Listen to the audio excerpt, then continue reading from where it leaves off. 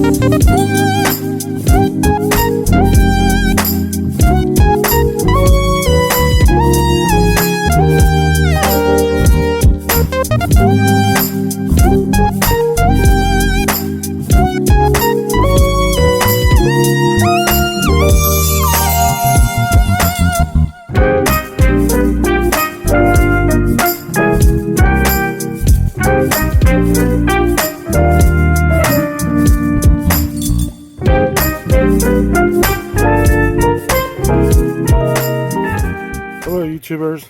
Well, it's about time I start working on this. It's an 84 Mazda B2000. Had it marked down as an 83. That's what the older told me it was previously. And it's not. The title is actually 84. So it's an 84 Mazda B2000 Sundowner edition. My wife got a chance to drive for a little bit. One day she filled up. Went to the house. 5 minutes later, went to the store.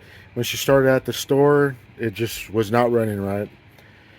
I believe, or I thought it was a fuel issue, so I tried to adjust the carburetor, and I put some, I forgot what it's called, but it's a de-icer, or water eliminator, de-icer. And I think it's Fleet or something like that. I ended up pulling the breather off, and then I noticed a bunch of moisture in the breather. Took the breather off, and the base plate had a bunch of water pulled up in it. So I said, oh man, it's got water, so it must have been water in the fuel. What it's doing is probably sucking it up, causing a misfire, and water in the fuel and the spark, dousing the flame. And so I adjusted the carburetor, just couldn't get it running right. I ended up realizing it might have been a little worse of a deal than I thought. I ended up getting my compression tester, did a compression test. 4 is good, 3 is okay, 2 I don't believe marked any pressure or any compression. Number 1 was just as bad. So I have 2 dead cylinders. Whether it's a valve issue, worn rings or compression rings, but it's not smoking, it wasn't knocking, it just lost power in those 2 cylinders, lost compression. So I'm hoping it's just like a cylinder head issue. Valves are warped or something happened. I don't know. It's just crazy because there was a Circle K here in Shreveport was reported to have had water in their fuel. And that was a big deal here. They had ruined a few cars, and they were held responsible for it. But you had to have your receipt. Not saying that was the issue, but it's just coincidence because my truck, my Datsun. My 82 Datsun 720 was running bad around the same time. We're both having trouble, But mine recovered and was able to, since I drive mine a lot more, was able to burn that, bad fuel out. And unfortunately, this truck took a hit, whether it's just coincidental. We did lose compression on the first 2 cylinders. So what I'm about to do is start taking it apart. I'm going to start by taking off the carburetor. It's a Weber. Pulling the valve cover. I might just take a good look at it underneath and maybe crank it a few times to see if anything's moving or it looks like it's stuck. And if that's the issue, I'm going to pull that head off, get it rebuilt. If not, I'm going to start just tearing it down more. And if those cylinder walls look bad or something doesn't look good, that engine's coming out. I've got another engine I pulled off of a 84 junkyard special. short block. No, it's actually a long block. It's got the head on, but it was already starting to bend. Somebody had already started taking it apart, unfortunately. But if the bottom end is good, it might just be good enough to, just do a freshening, maybe a overhaul, re-ring it, set it back in. If this was not too bad, I might just do the same to that.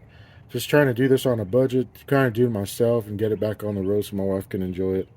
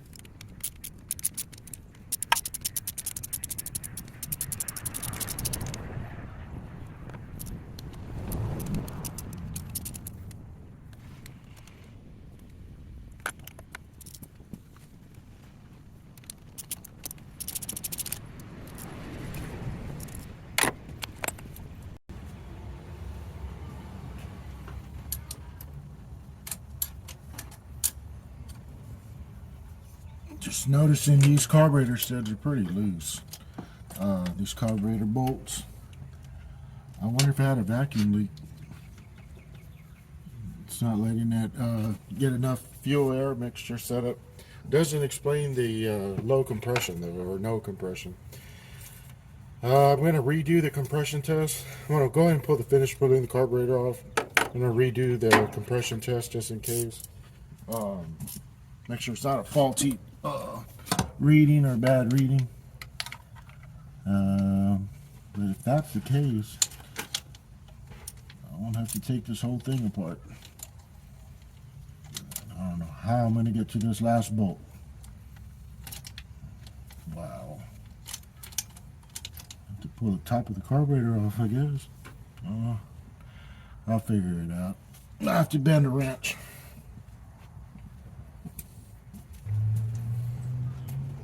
These carburetor base bolts are ridiculously loose. Literally hand tight. And this could be our whole issue, having a vacuum leak. Not getting the proper air fuel mixture. But like I said, I want to re-accomplish the the compression test, make sure But yeah, they were definitely not tight at all. None of them. Set this right here. So pulled up, fuel pulled up here. It looks like, yeah, a bunch of gas just leaked down into the intake. Maybe the float stuck to needle valve or something. Might be dirty. I might have to clean it out with all that water I found in it. I wouldn't doubt it's got ethanol fuel, so it's probably starting to corrode. I have to clean that out as well. So I've got access to the valve cover bolts. Now this one right here was blocked because of the carburetor choke, electric choke setup. So while I'm here, I might as well pull that valve cover out. Wouldn't hurt to look at it, but I'm definitely taking the carburetor apart. Definitely finding a way to tighten that better. Maybe also add another gasket or make a better gasket for this. Looks like somebody made this one already.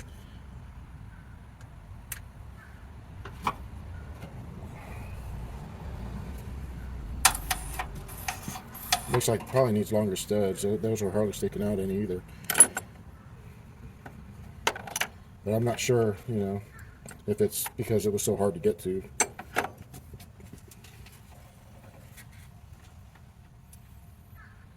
So I'm not ruling out a vacuum leak.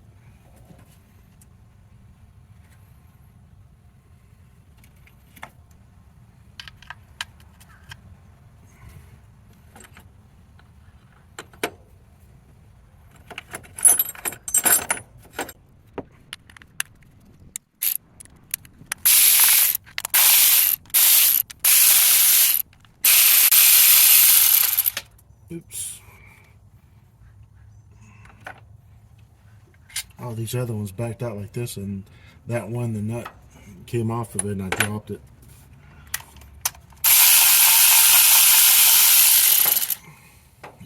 There it is, just like that.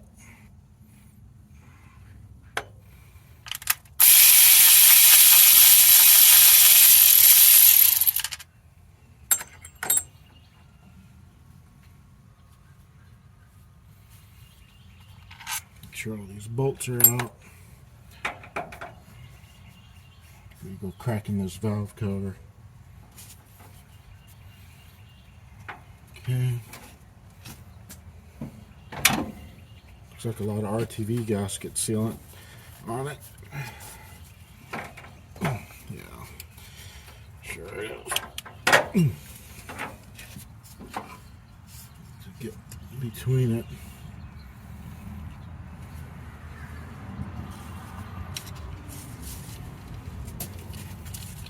It's got a rubber gasket. I don't know why they put all this sealant. Don't want to break it, but I do have an extra. If I do end up breaking it. I broke the seal.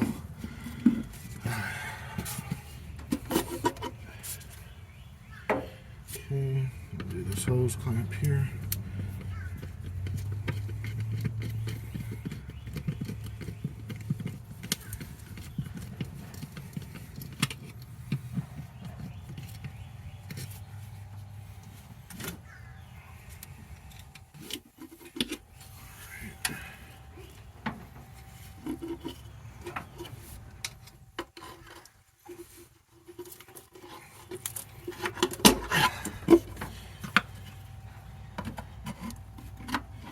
I believe there was a problem over here too in this corner of the valve cover.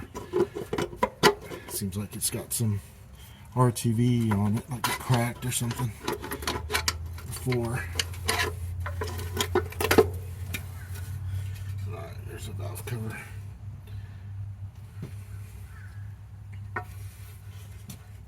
It's the spot I'm talking about in that corner.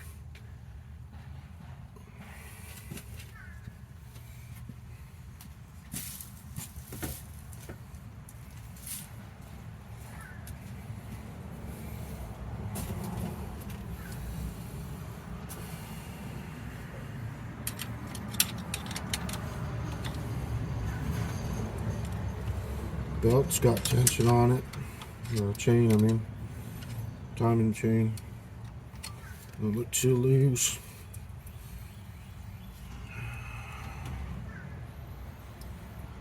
Nothing obvious, loose or broken or bent.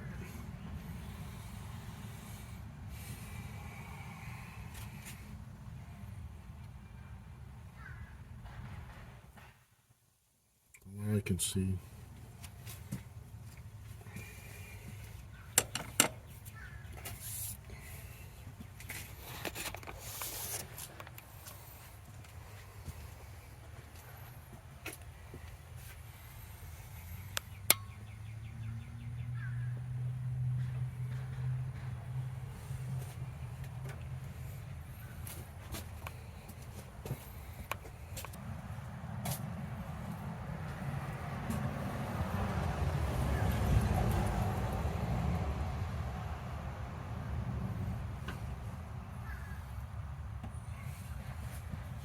So look at that cam. It doesn't appear to be rounded out that I can tell. See the lobe. Yeah, the lobes look okay from what I can see here.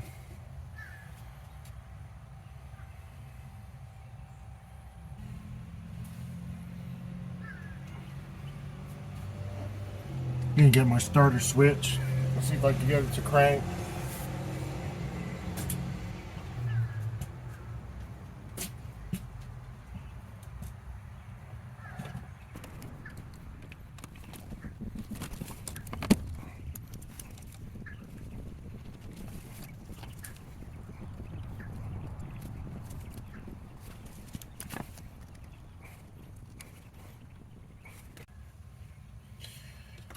See if I got this right.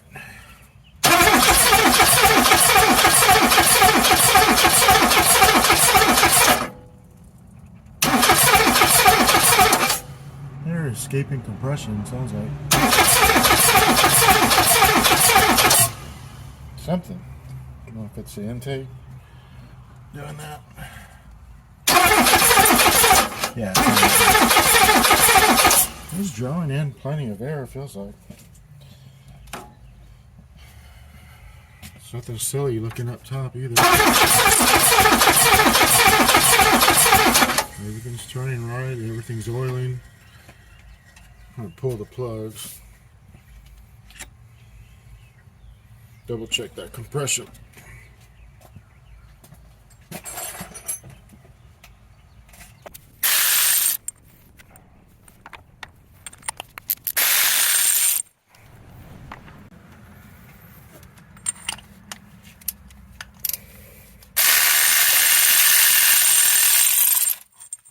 Plugs are pretty loose. So I just put them on like that because I did troubleshoot this earlier in the month or a month or two ago actually. Now, the way time goes so fast.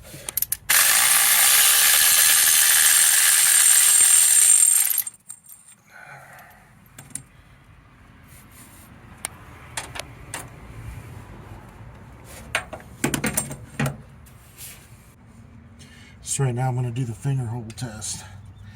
See if it does actually blow out any compression. Number one. Okay, hold on. Okay. Stronger than okay, definitely noticeably stronger than the first. I mean the number 3. Number 4 is very strong. Number 1's got some compression though. Actually, I don't know. Obviously not. Number 1's got decent compression. Number 2 also. 1, 2. But you definitely notice it more in these other cylinders.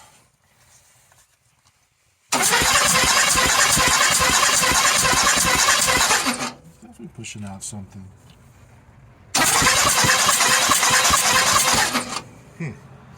Yeah, I'm going to grab that compression tester. Could have been having issues with the compression tester, and it could have just been a vacuum leak over here. But sounds too good to be true. But we'll see.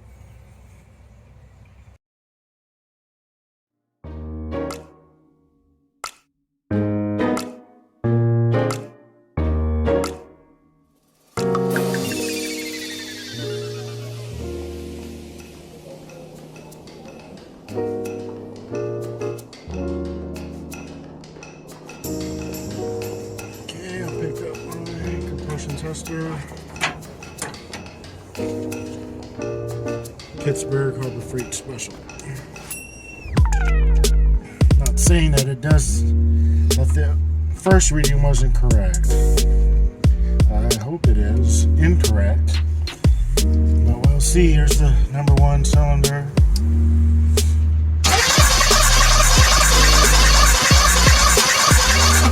Yeah, pretty low.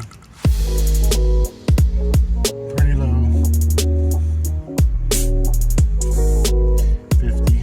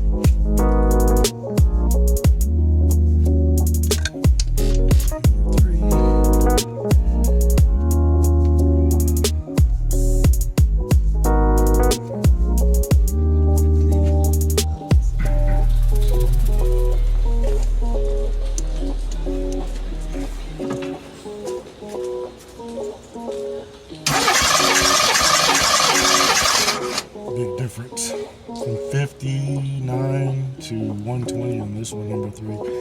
So there's definitely something wrong. Yeah, it's got real low compression. What does he need to be on? This is number 3. It's at over 120. And what does he need to be on? That's good. 120. The first two. No, the bad ones. The bad ones are under 60. Oh. I wonder what that could have happened. There was probably something wrong with it before. Man, I was hoping it was just that. It was definitely weaker there. So you have to rebuild it or take the whole engine out? Rebuild it. Yeah, take the whole engine out to rebuild it.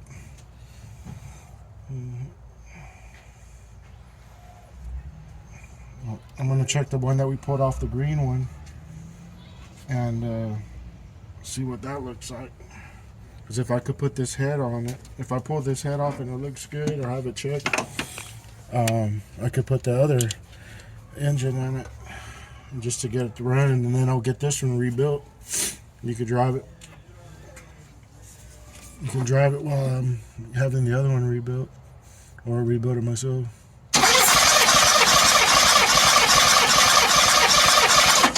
Yeah, that's much better. 120, 126 roughly. So how many are bad? Two good and 2 bad, or weak. I don't know what could happen.